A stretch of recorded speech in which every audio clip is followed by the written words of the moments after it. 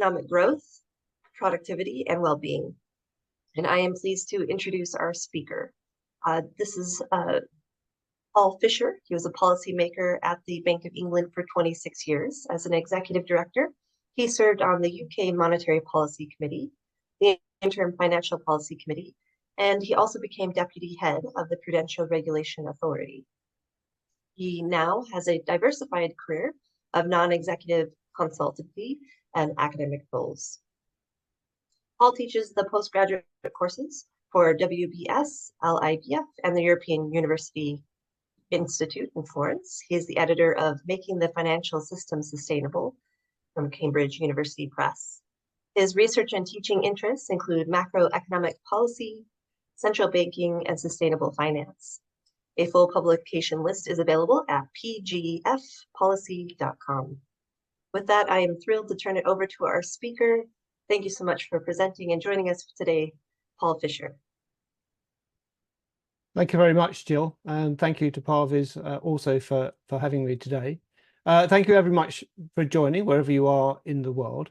My background is very much as an economist, and that's how I'm approaching this subject. So apologies to those of you who are not, but it's not a technical economics paper. There's no equations as such in it. And I'm going to talk, the first part of it will be more about the economics, and then secondly, on moving into the well-being aspects of it.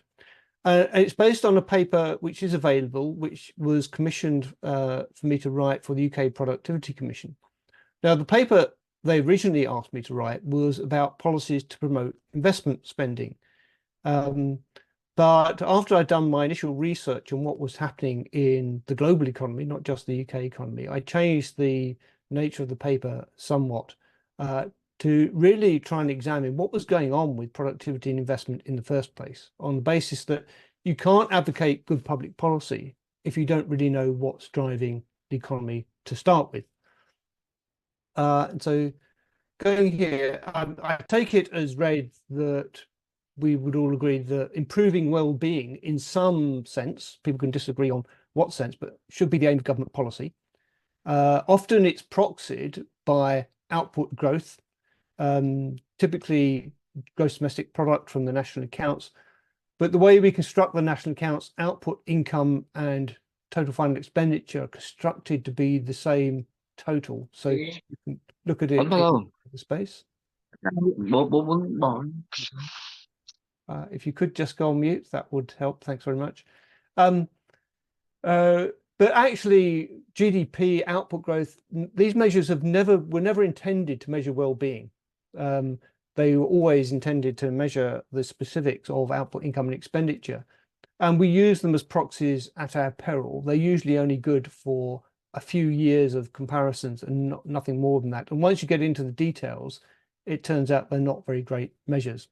But nevertheless, it is a focus of a lot of economics, in particular economic policy making.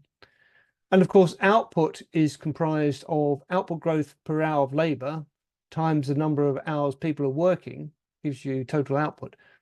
So to abstract from the growth of the working population, we look at productivity as output growth per hour of labor. And people have variously said productivity measured this way could mean nothing, but it's everything. The amount of income we have in the economy, the amount of people employed is all driven by output growth per hour. Now, trend productivity growth has been slowing, not just in the UK, but internationally, and I'm going to show you the data on that in a moment. It's certainly been slowing in all the developed countries of the world, actually, and in many of the developing countries. The more they develop, the slower productivity growth tends to go. There is no academic agreement on why that happens. There aren't even any competing candidate explanations for why that's happened. So everybody's been busy scratching their heads trying to wonder why it's happening and reverse it. In this presentation, I'm trying to demonstrate, first of all, what I think is happening to productivity and output growth. Then I'm going to ask how this maps into well-being, because I think we're seeing quite a big divergence between productivity growth and well-being. And from that, we can start to deduce perhaps what macroeconomic objectives a policy should and shouldn't be. Now, of course, one paper can't sort of answer the world, so this is fairly high level. and there's a lot of details. The paper itself is about 60 pages long, and I'll leave you to look at that at your leisure. So just to start off with, I want to note the slowdown in productivity growth amongst developed economies looks quite similar on the data I'm going to show you. And I think it's been happening over a very long period. A lot of people think it's only been happening over the last sort of 15 years or so, and that's been the focus of most of the research. To my eyes, I think it's been visible for over 50 years. I think it is true that the UK has seen weaker productivity than other countries, but it's even more often misstated to start from the great financial crisis of 2007-9. Actually, I think the better argument is the UK may well be slightly ahead of other countries in terms of what's happening, in terms of the underlying structural causes. And if I'm right in that, one can expect the UK experience to be replicated elsewhere. So it is important elsewhere as well. Now, this is the sort of chart that people look at. This is a particularly good data set provided by some French academics, Bergeau et al. It's available online. And although it was first produced back in 2016, they keep updating it. So this is based on some much more recent data they have produced, where they keep refining the techniques slightly. And this chart tells the sort of picture people are familiar with. And what you can see here, this is measuring output per hour in the advanced economies, so real output per labour hour, over a very long period going back to 1890. And you can see this acceleration in productivity growth all the way through to about 2000. And then magically around 2000 or so, it slows down. The kink you get here where I'm pointing the cursor, that's the great financial crisis. So some people have dated it from the great financial crisis of 2007-9. Within that, the US, which is the top dark blue line here, is often seen as the productivity frontier, the strongest performing economy. The UK is this red line, and you can see it lagging behind at the bottom. France and Germany suffered badly in the Second World War, but caught up very rapidly, first of all, to be in line with the US, and then have perhaps dropped behind a bit more recently. Now, first of all, some words of caution about these sorts of charts. When you're measuring output, real output over a very long period of time, you also have to think about price measurement over a very long period of time. And the systems of measurement have changed. The price baskets we're measuring have changed. There's a lot of fundamental issues with how you measure economic activities over this sort of horizon. And when you're comparing across economies, you also have to take exchange rates into account. And these measures use an equilibrium estimate of exchange rates, the purchasing power parity rates from 2010. So they're actually all estimates, and you should put big confidence intervals around these numbers anyway, and not take them. You should take them as generally indicative rather than precise. But they do tell a story with which people are familiar. Now, I come along and look at this chart and say this is highly misleading. And the reason it's misleading is because people try to interpret rates of growth from this levels chart. But because it goes from a number down here of about 5 up to a number of sort of 60 to 70 on the right-hand side, it's misleading about the growth rates. And so you can see this in that a 10% difference in the level at the right-hand end would be a value of 6, whereas a 10% difference down the bottom might be a value of half. And so you can't interpret growth rates from this sort of charts. It's just misleading. And people look at this and they don't question it because it fits their prior expectations. And I chose this particular chart because it was one of the charts that was published in one of the first summaries of evidence by the Productivity Commission itself. So this was something they showed to elicit the problem. So this is how I think you should look at the data, which is converting it into log form. And those of you who've done the maths will know why. This is because when you do a log transformation, suddenly 10% change in the level looks the same anywhere on the chart. That's the point of the log transformation. And now you can read the growth rates off because you're measuring the growth rates in a comparable way. And what you see here is a completely different story. Now you look at the US, for example, and you can see this sort of concave shape where the peak in the growth rate of productivity is around about late 60s, early 70s, perhaps. In Germany and France, they're playing catch up, but you even see a more clear concave shape, whereas they approach the productivity frontier that's the US, it starts to bend around. And this is not linear, this is a curving line. The UK, less affected by the Second World War, has a similar sort of curve. You get the same pattern emerging in all these countries. And so I think the slowdown in productivity growth has been carrying on for a long time. The differences between countries now are actually much smaller than they used to be historically. They're still big, 10 to 15%, but back in the day, they used to be like 50% difference between countries' productivity rates. The great financial crisis doesn't look like a sudden turning point anymore. It looks like a little blip on the horizon. And for most of this talk, by the way, I'm going to avoid the pandemic because the pandemic creates very short-term movements in all these trend variables, which you don't want to take into account particularly. Now, quite a lot of people date the change from the great financial crisis. So I just want to demonstrate quickly why that's a bad idea. This is a chart of the log of real output from the UK economy. And what lots of people do is they take this red line and they project on from this point just before the financial crisis and say that's what output should have happened and look how far we are beneath it, what's going on. But of course, we all know you shouldn't take peak output and extrapolate from that. My contention in the paper is that the period before this was a demand-led boom, which was unsustainable and in large part contributed to the great financial crisis that followed. And at the very least, you should take output growth trends from before that, back in 2002. And then you get a much smaller difference from what we should have expected growth rate. And actually, if I'm right that the trend growth rate is slowing because of slower productivity growth, then all of these lines are fairly meaningless. And there's no reason why this dashed line shouldn't be the relevant trend line, in which case I like this because roughly the over growth period during this year roughly equals the under period here. So you would think this is more or less smoothing through the business cycle. And then actually, this is not far off from where we should have expected to be. There's also very quickly a comparison between the US productivity growth and the UK. And if you just overlaid the US profile on top of the UK, it appears to be much stronger. But actually, for most of this period, US productivity growth has also been fairly anemic.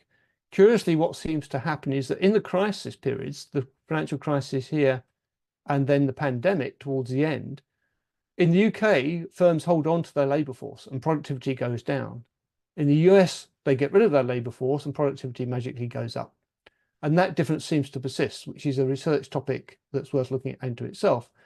But actually, for most of this period, underlying productivity growth has been subdued in the US as well, as it has in most other developed countries. So why does the starting point matter? Well, one of the things that's going on here is I think what happened prior to the financial crisis was that countries tried to keep growth going too quickly. They were looking backwards at what the growth rate had been, and they were stimulating the economy to grow at that rate. They didn't get inflation because monetary policy authorities kept interest rates high. That sucks in capital inflows from abroad. You have a growing current account deficit. Your financial sector blows up because it's getting all these inflows from abroad. And so actually, we didn't see the instability in terms of inflation. We saw it in terms of the current account deficits and the financial crisis which followed. And that's the sort of thing that can happen if you try to grow the economy too fast. Eventually, you get an economic collapse. And that's why it's important to try and date these things correctly and smooth through some of the short-term fluctuations. So when I started looking at why is it that productivity is slowed in the way I think it has, I couldn't find any single explanation or even a short list of candidates. What I found is lots of people accounting for the productivity slowdown, locating it in different sectors or in different geographies, but they didn't explain why it happened. There was sort of an implicit assumption that if only you could reverse these geographic differences or sectoral differences, that would get rid of the problem. But there was no models or theory which would explain that. So nobody has really got a good grip on why productivity should have slowed down in the way it has. So why has it been slowing down? I think it's actually fairly obvious. And I have, since I wrote my paper, I found another academic, or actually while I was drafting it, I found one other academic who'd come to the same conclusion. What we're seeing here is really the natural progression of an industrialized economy as it goes through the Industrial Revolution. We move from agricultural-based economies through industrial economies, largely manufacturing, then back to services, and finally towards digital services. And it's a matter of observed fact that manufacturing has much faster productivity growth than services as new technology comes in. Now, partly what this is returns to scale. Manufacturing feeds on itself because the initial manufacturing boom generates the tools and the machines, which can then help grow the manufacturing sector over the long run. And manufacturing expands after the Industrial Revolution kicks in, not just increasing output per head, but increasing total output fast enough that manufacturing takes up more and more of the economy and more of employment. So people are producing more per person, but the demand is increasing even faster. And so total employment in manufacturing goes up. And this carries on for quite a while, with manufacturing increasingly taking an ever large share. But eventually you reach a point of saturation where people can't consume any more manufacturers. It's as efficient as you can. The returns to scale start to diminish. And what happens then is you still get productivity growth and you still get growth in manufacturing, but it starts to shed its share of labor and people start to drop out of manufacturing and back into services. And throughout history, we've had lots of stories around this. You know, where would people get employed once robots have taken over production lines and the rest of it? And all that happens is people move out of manufacturing and back into services. But as that happens, productivity growth in services is measured to be much slower, and the overall productivity growth rate naturally slows. And by way of evidence, in the UK, manufacturing was about a third of the economy in 1970. Now it's just under 10%. It's similar in France. US manufacturing is a bit bigger at 12%, but it's also fallen sharply. Employment in manufacturing has fallen even faster. In the UK, just 7.7% of total employment. And that's about 1/3 of its peak absolute numbers. So manufacturing has continued to grow in total, but the number of people employed in manufacturing in absolute terms is now just 1/3 of what it was at the peak. And so manufacturing is on a path to where it will become very, very small as a share of value added in the economy. And this has happened before because it happened to agriculture. Back in 1600, 2/3 of the British male population worked in agriculture. Now it's about 1%. Basically, what happened was that agriculture became so productive, particularly as manufacturing kicked in with all sorts of machines, that now we can produce, the UK only produces about half the food it needs, but it does so with a tiny fraction of the workforce. And this is going to happen with manufacturing. You can have a very efficient car factory now, producing lots of cars reasonably cheaply, good quality. It doesn't employ very many people. And if you wanted to employ a lot of people, you could, but you couldn't pay them very much because you wouldn't be able to compete with those countries where they're being produced just in factories. There's also the sustainability angle, which is how I originally got into the subject. If you grow the economy at 2% a year, it would double in size every 36 years, and then it would double again and double again. In fact, both the UK and the US economies are more than twice the size now than they were in 1990. That was never going to be sustainable. We run out of raw materials apart from anything else, particularly if you're focused on output being from manufacturing. Instead, productivity appears to be following a lazy S-curve. It was 2% or so growth for a long time, and now it's flattening off as we move from manufacturing to services. And part of the problem here is productivity and output are much harder to measure in services. The whole system of national accounts, output, income, and expenditure, was created after the Second World War and was geared towards an economy in which manufacturing was the most important component. But whereas if you're in a car factory, it's fairly easy to measure a number of employees and how many cars you make. That's not very easily in, say, personal services. You don't count productivity of restaurant by how many quick you can serve the meals, or how many haircuts a hairdresser could produce in an hour. You're much more focused on quality. If you've got somebody sitting in a factory, you can measure their productivity pretty directly. If somebody's sitting in an office, it's much harder to measure their productivity. And yet we're all moving into economies which just services dominate. Even international trade, the UK now exports more services than goods. That first of all became true based on net value added, but now it's even true in gross expenditure. We export more services than we do goods. And then the policy thing which follows from that is the kind of investment we need to support economic growth and employment now in services and digital is a lot less, a lot different in nature than it was that we needed to support manufacturing. It's no longer physical assets that we need to support the economy. And so this is where we start to get into the well-being aspects, the changing nature of investment, because investment as measured has also been declining because we only measure gross fixed capital formation, which is measuring sort of large machines and plant and machinery. To support a services-based economy, what do we need? We need to invest in people and health. You need a well-educated workforce. Even if people are using AI and computing, you need well-educated people to do that. If you try and use AI and you don't know how, you can end up with all sorts of results. In IT expenditure itself, what we need is digital networks, cloud computing, and AI, not just computer kit. Right? It's not just a question anymore of putting some desktop machines or laptops to people. You need much more advanced forms of computing. We need infrastructure, but perhaps now our digital communications infrastructure is becoming more important than, say, airports and roads. We also need to think about buildings. More people are working from home now, and homes are becoming offices, and we need to think about how they're equipped for that. And finally, if we're going to have any sort of economy that survives, we need to support the transition to net zero and beyond. If we don't do something about climate change, we won't have an economy left to support.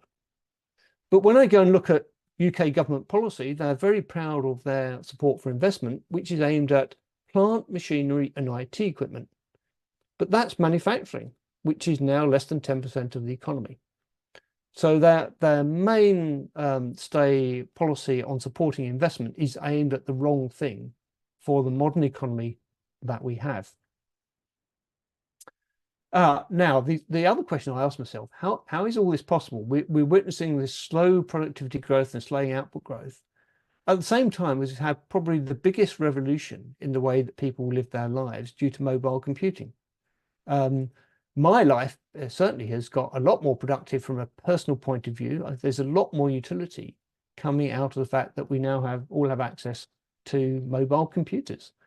So what's going on? Well, mobile computing doesn't actually cost that much, but there are huge externalities from doing it. There are big network benefits. So it's not just the fact that you buy a phone, you've got connections through to information, to entertainment, to all sorts of services through your phone, which are worth a lot more than the actual phone itself.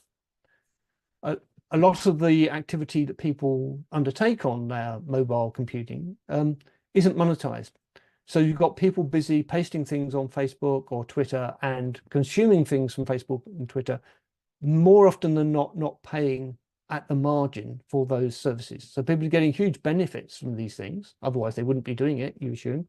But there's no monetary transaction and no tax, importantly. That's the problem. And this isn't just, I thought about whether this could be captured in some way of adjusting price. So actually real output is going up faster than we thought because we're just not picking up the quality improvements. And I don't think it's sufficient.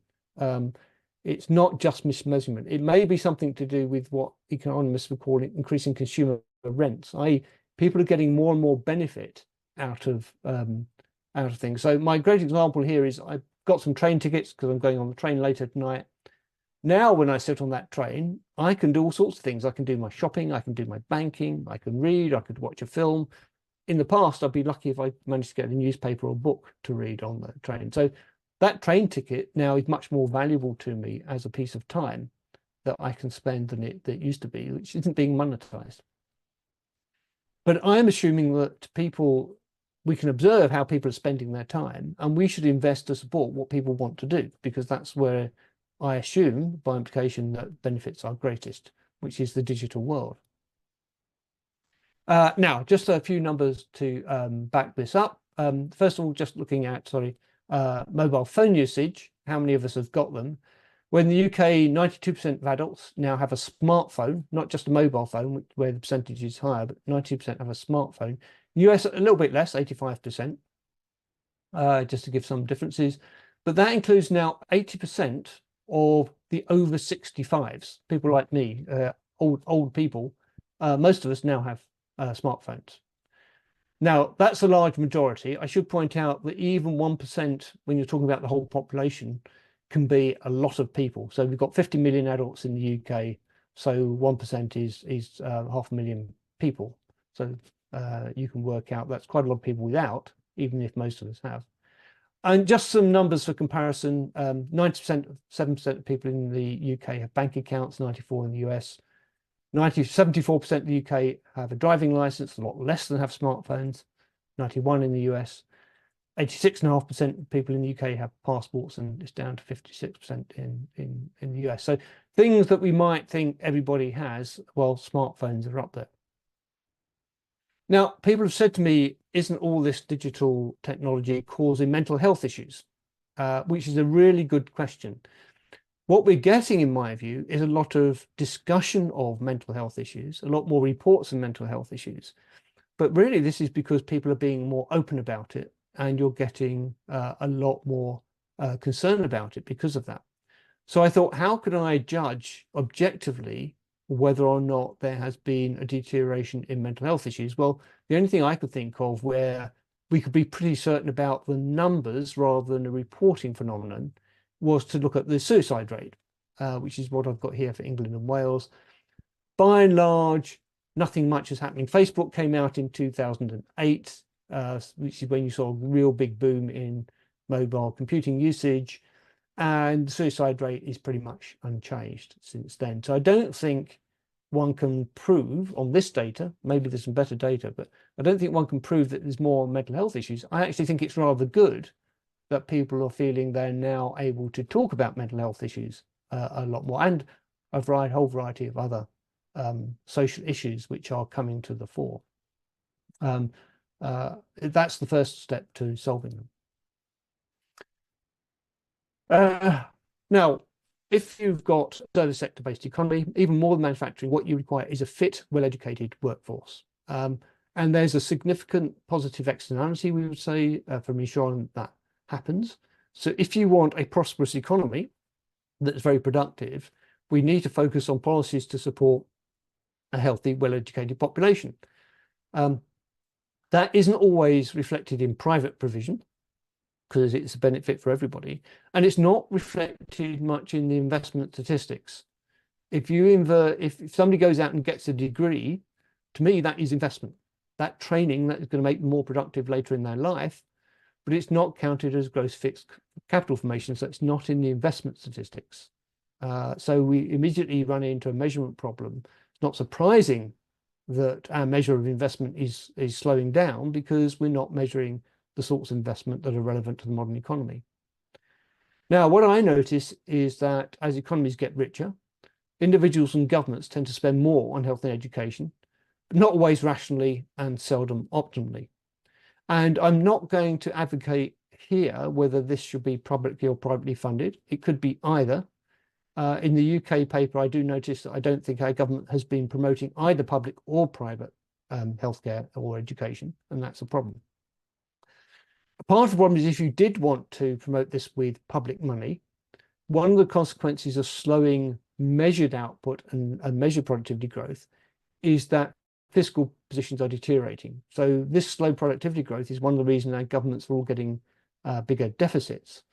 And we need to find new ways to tax the economy if we're going to continue to invest as much as we want. And one of the most obvious things is we need a lot more policing, I would say, of the internet in particular, in order to ensure people's well-being. We need to raise taxes if we're going to have that. The social media platforms aren't going to do it themselves. They're not doing it. And if we could tax the social media companies, then that might pay for the policing that we need to do. Now, just some evidence to support my otherwise unsupported assertions. This is government health expenditure as a share of GDP over a long period of time. You can see how it goes up as countries get richer on trend. I haven't got the US on here because the Affordable Care Act around 2014 does something funny to the data, and I'm not quite sure it's comparable. But generally speaking, countries do spend more on health as a share of their total income, not just in real terms, but as a share of their total income. People spend more on health as they get richer. And that's what we should probably continue to be doing. This is UK healthcare expenditure, though, in more detail. Now, taking into account, this is a share of GDP, and when GDP falls, you get some funny movements. But if you consider what's happened between, say, 2010 to 2019, when the economy was growing, we've actually got a decline in total healthcare expenditure in the UK. And that is driven, as this next chart shows, largely by by public healthcare being pushed down. You can see that in this light blue line here. It's still rising in real terms, but as a share of the economy, it's being pushed down. And actually, you've got this very lumpy path, upward path, where some governments push up rapidly on health expenditure, and then other governments pull it back again. And that is really inefficient. Both the extra spending done rapidly creates inefficiencies, and then the way that governments constrain budgets to bring it down again is also very efficient. It's not surprising we end up with a lot of inefficiencies in the National Health Service in the UK. And we need to think again about how best we smooth out this path, how we set it on the right path and then smooth out the expenditure in order to get the maximum impact on health benefits. And the same is true in education, only more so. You can see here rapid rises in education spending in the early 2000s in the UK, and then the austerity measures pushing down on it during the 2010s in a way which has left many of our schools underfunded. And these trends wouldn't matter so much if the government had been promoting and encouraging growth in private healthcare and education, but they haven't. That hasn't been going up to offset the downward trends in public provision. So we're not really investing in the sort of things we need to do to support a healthy services-based economy going forward. The other aspect of the paper I talk about is climate change. This I see as an existential risk. If we don't do something about it, we won't have an economy to think of at all. We'll end up with rapid rises in sea level, large parts of the world unlivable conditions, mass migrations, potential war, and disintegration of global trade. The US, UK, and Europe are the largest historical greenhouse gas emitters. So we have a leadership role that we have to play and bring it down again. Currently, China and India have overtaken the Western countries, but they're not going to listen to us unless we put our own house in order. I see investment in net zero as hugely beneficial for the global economy on any measure, and not investing potentially economically disastrous. Now, it's interesting here, the one country which has gone for a rapid rise in investment in the transition is the United States with its Inflation Reduction Act. Jury's out, I think, on whether this is going to be a substantial boost to output growth and productivity, or whether it's just a short-term reaction to demand.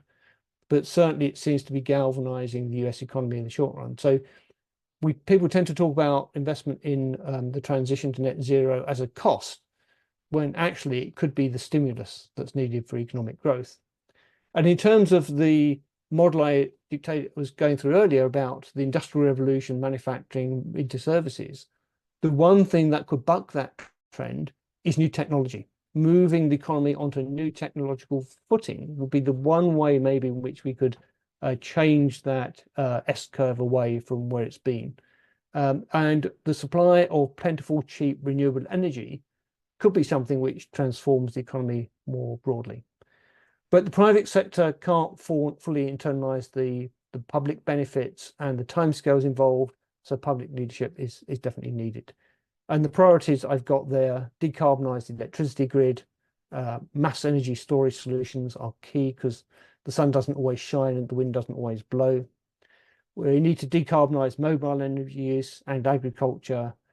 In the short run, reducing energy use certainly helps the transition.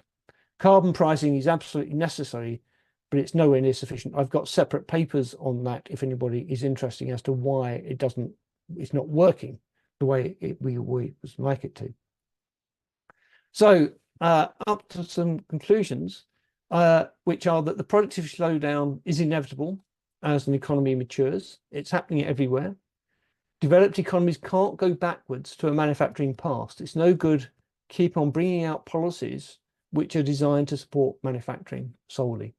We need to embrace this service-dominated digital future with slower measured productivity growth. That doesn't mean to say that living standards can't continue to grow.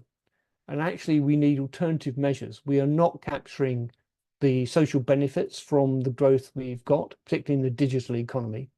If you look at a whole range of other measures, and you can look at things like I had the suicide rate, the car accident rate, life expectancy, teenage pregnancy rates. There's a whole range of measures out there which we can use objectively to measure well-being. And my impression is that the improvements in society society is improving much faster than people think it is because we're not looking at the right measures. Governments should be encouraging investment in the digital transformation, health, education, net zero as a priority over other things. And that isn't happening yet, although possible exception in the US with the Inflation Reduction Act. These investments could be public sector led or private sector led. There's arguments to be had about that. If it's private sector led, then government at least needs to use active policy measures to set the rules of the game to make it happen and incentivize the private sector to do the right thing, because a lot of the benefits come in the form of externalities. So that's a quick run through the presentation. I will stop there so there's plenty of time for questions. Great. Thank you so much, Paul. What a fantastic range of issues you raised. And I'm sure I'm not alone in thinking that. So I have a couple of quick points to raise with you before I open the floor to questions from your audience.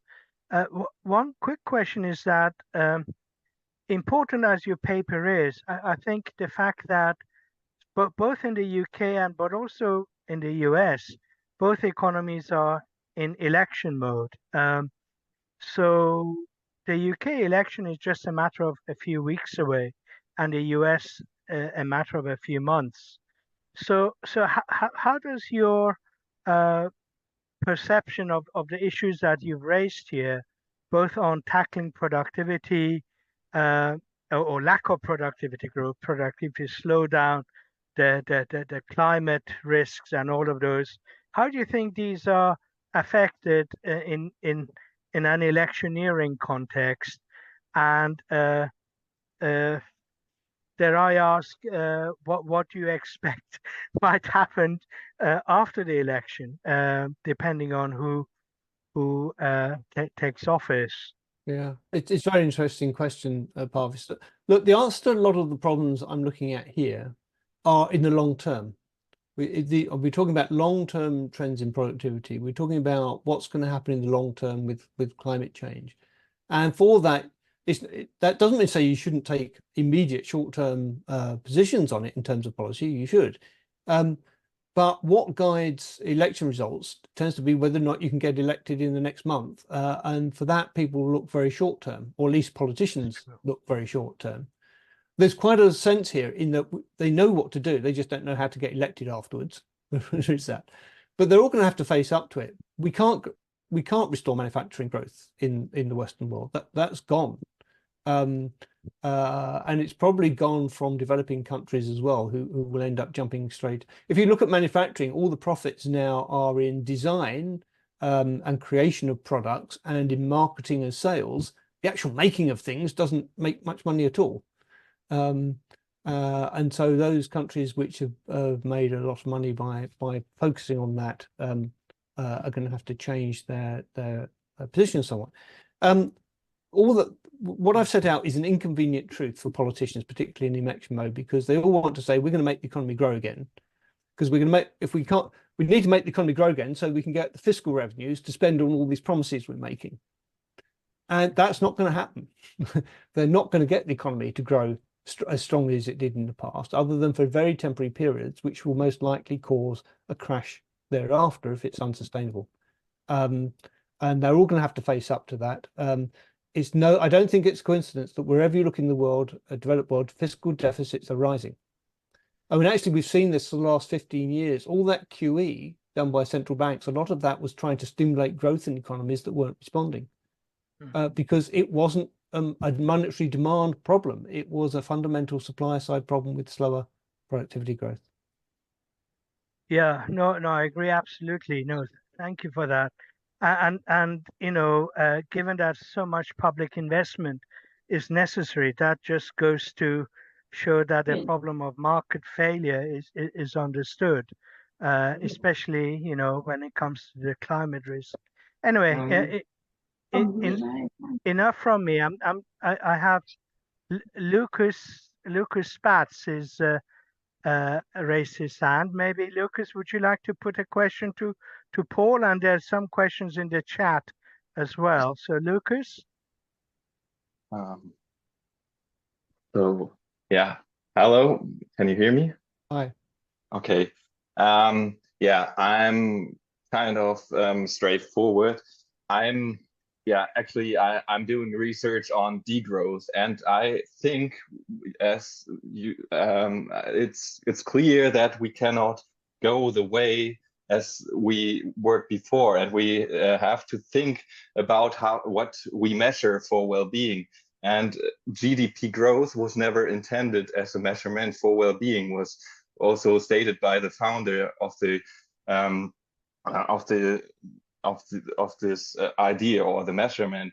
And I think that is really important to mention. And also, for example, I was missing a few points on the relationship to the well-being, because there is as Easterlin, the Easterlin paradox on how the well-being relates to the growth of the economy. And I think you in the last slide I see something about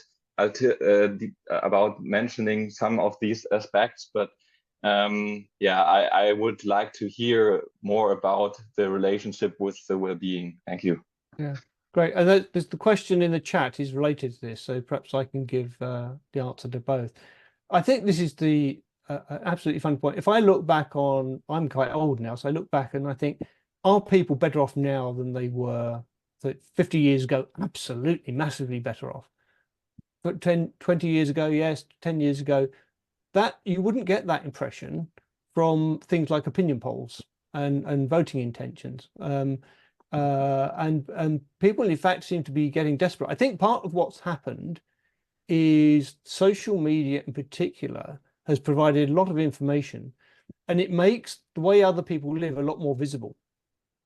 And one of the things, as an economist, when you do utility functions, you assume that my satisfaction doesn't depend on yours, because if you get that cross comparison, you can't do analytical solutions anymore with your economics. So one of the fundamental assumptions was always people's utility was independent, and it's not. How happy we are depends on how happy our neighbour is and what wealth they've got compared with what I've got, unfortunately. I think one of the things that social media has done is opened up the window on how other people live, and a lot of people are basically quite jealous because their living standards don't seem to match what their neighbours are, even though what they're seeing is often a very partial view. And we've all seen this thing on Facebook of when people show you a picture of their house, it's always tidy. When people show you a picture of their dinner, it's always the best dinner they've had. It's not really, their lives are much more, not what they are purported to be. One of the things about happiness and satisfaction, though, I've always thought about people's income is that people feel happier if they're better off each year than they were the previous year. So it's when you get growth in income and growth in living standards, and people can see themselves getting better off every year, that's when they feel happiest. And when you get people, individuals certainly, but when it happens en masse that people aren't seeing that improvement in their lifestyle, they get quite upset. I think this is what's happened in the US, where you've had real living standards for the, if you like, the working component of the US, which is perhaps the largest component, on fairly static real incomes for a very long period of time. That's when they start being unhappy. It's not a surprise that the countries which are developing, which have got the fastest growth rates, have people who feel happiest in some senses, because they can see things improving around them quicker than people in the developed countries. But people in the developed countries are clearly much better off. And so you've got this very odd thing where you get these first world problems, you call them, people getting very cross about relatively small things, as opposed to other people being very happy with much lower standards of living because it's improving. That seems to be on the question of measurement. There have been quite a few people now writing about different measures of welfare away from GDP. None of them are quite caught on yet in political terms, but it'd be nice to see something. And it's almost that we've got this whole system of national accounts and economic measurement, which is built around a particular view of the way the economy works, which is not suited for the services and digital-based economy. And I don't know how we're going to shift, make that shift to different issues of measurement, how we actually get some measures of well-being being publicly adopted first and then quoted. But there's quite a lot of different people have written about that. They're just not made it mainstream yet. Yeah, no, I agree with that as well. Thanks for the question, Lucas. Just another quick question from me, Paul. The suicide chart that you had in the presentation, that's fascinating. But I was wondering whether I'm right in thinking that that chart would look a little bit different if somehow we were able to superimpose onto it information about some kind of age profiles, because I suspect certainly in the UK for males and females, but perhaps particularly for males, or maybe for both, the age at which suicide occurs tends to vary a lot amongst maybe teenagers or people in their kind of 20s to 30s or 30s to 40s, as compared to, say, the over 50s and the over 60s. So I wonder whether that would make a difference to that chart. But anyway, that was just a comment really, rather than a question. But feel free to respond to it. There's a question in the chat as well, Paul, from Annie. Yes, hi Annie. Shall I read it for you? Can I interpret your message? Yeah, have you got it? Yeah, I can say it. Do you want to read it out though, just for the record? Okay. Can I interpret your message as follows? If we think that the speed of GDP growth is driven by whether you grow through services or manufacturing, can we hypothesize that when you grow through services, because service by nature cater well-being, the quality of life will be higher, even if GDP will grow slower? Interesting. I guess this is to be explored, but would you think that this is a potential avenue to open your work further to well-being research? Yeah, okay. That's a very interesting way of putting it. It goes beyond what I was saying. But I definitely think that we can have well-being getting higher, even if GDP goes down. So let me give an example. I don't know how well this applies in other countries, but during the pandemic, a lot of people had to work from home. And a lot of people really enjoyed that. And a lot of them don't ever want to go back to the office ever again. But for some people, they would quite happily accept working from home, say 2 or 3 days a week, and lower income, because their well-being, and particularly their mental health, will be much improved by making that trade-off. So why should we say no, they all have to go back into the office to be more productive, if society is better off allowing them to choose to work from home? What we should be doing is saying, actually, what we're going to do is try and make you more productive from being at home by investing more in your home kit, as it were, make it easier for you to come from home. And by the way, that means people don't have to travel into the city so much, which is also good for pollution and all sorts of other benefits can come from it. But we're so focused on this narrow measure of productivity that we're pushing back on what is probably the biggest benefit many working people have seen in their lifetimes, which is being able to do that office work from home. And so if we end up with slower productivity growth because people are working from home, I think that's a valid trade-off to choose, whether you want to choose it or not. Now, we all know that the US is more productive, most productive of the most of the big developed economies, but also it's a lot less, in some ways, it's a lot more dog eat dog way of living, where pressure on individuals to maintain their performance in the workforce may adversely affect your mental well-being, and whether or not you want to choose to live in that sort of society or not. Now, when you have high productivity growth and the growth of income differs so much, then that differences matters, right? This is partly why America won the Cold War, right? Because its income growth went so much higher than Russian income growth. But actually, once productivity growth slows down, the differences become much smaller. It's not going to be exponentially different. Well, then there's a choice to be made about whether you want to get on that productivity frontier or not, whether you want to prioritize well-being instead. I think these are sort of really interesting questions that come out once you accept that the economy is not going to keep growing exponentially the way it did before. But you have to sort of accept that before you can move on to looking at these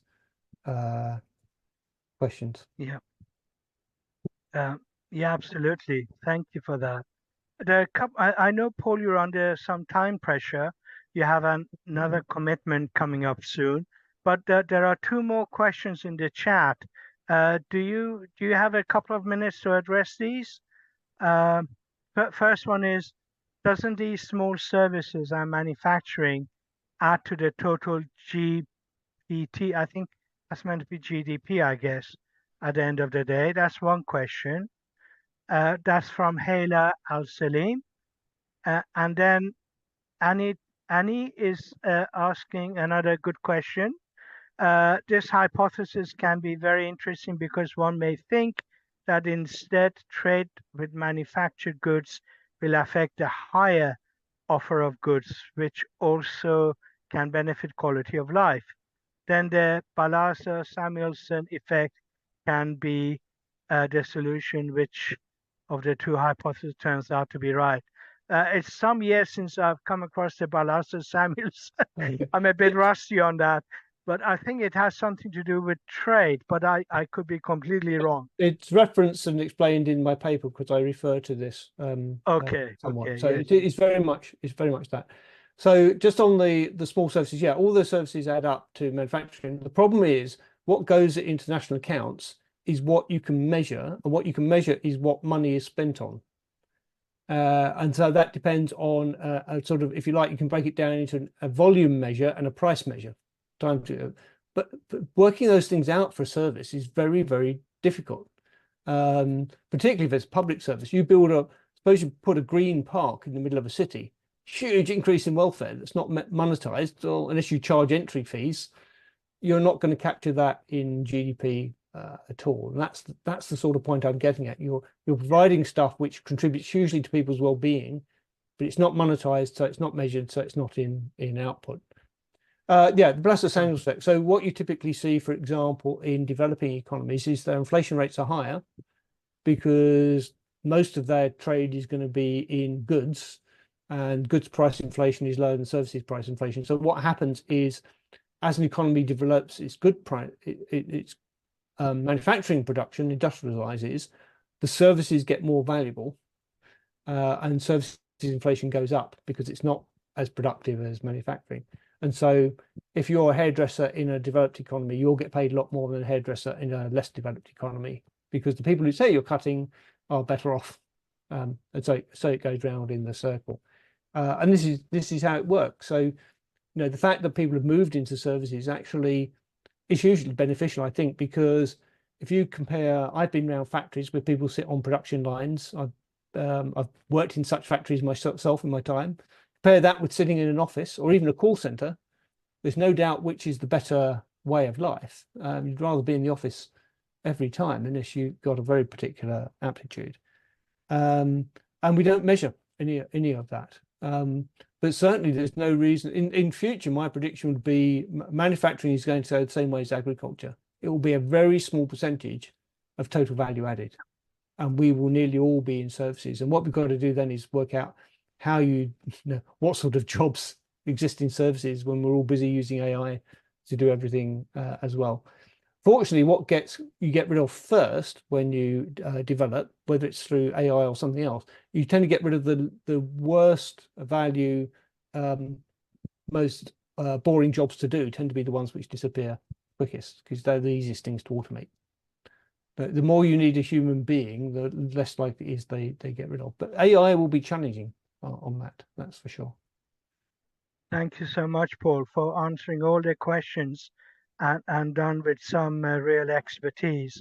I'm sure Jill wants to add some comments, but let me, before I hand over to Jill, thank you once again, Paul, for giving us your time on this wonderful presentation. And I also want to thank all the people who attended and asked really good questions. Thank you so much. And Paul, I'll be seeing you soon. Jill, the floor is yours. Yes, I echo Parvis's comments. Thank you so much. I think that we could probably continue the conversation for hours and hours, but unfortunately do have to end it. Thank you for everyone for participating. A reminder that we will be sending an email soon with this recording. We'll post all of the presenter materials in our members only forum. Please consider joining us. Also consider attending our upcoming conferences. Paul will be in Luxembourg in 2025 in July, so it's just a bit closer to you. Hopefully you can come and join us. We would love to have you present this information as well as maybe some future research with our conference attendees next year, as well as everyone here in the webinar. With that, I will say thank you to our participants. Thank you to Parvis for serving as our moderator, and special thanks to you, Paul Fisher. Okay, well, thanks very much, Jill. Thanks for having me. If anybody wants to keep in touch, I'm on LinkedIn, and that's the easiest way to get hold of me and to get hold of any research I'm doing. Thank you.